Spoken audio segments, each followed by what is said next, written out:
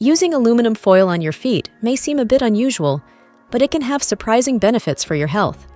Many people have tried wrapping their legs or knees in foil, but have you ever considered using it on your hands? Aluminum foil can be a valuable tool for addressing various ailments beyond its traditional use in the kitchen. It's comforting to know that with just a few simple materials, you can create your own remedies at home. There are at least 2 notable reasons why aluminum foil can be beneficial for health.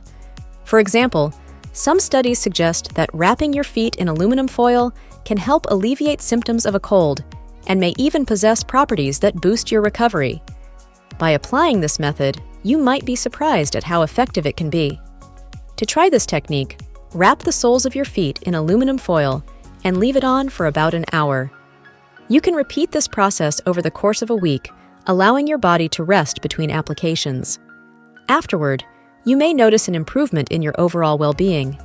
Additionally, using low-frequency microcurrents in conjunction with the foil can enhance its benefits, helping to restore energy flow and promoting a return to your natural state of health. Now, I'll share with you some other hidden uses of aluminum foil. Check out my next video. Don't miss it. Click here to watch.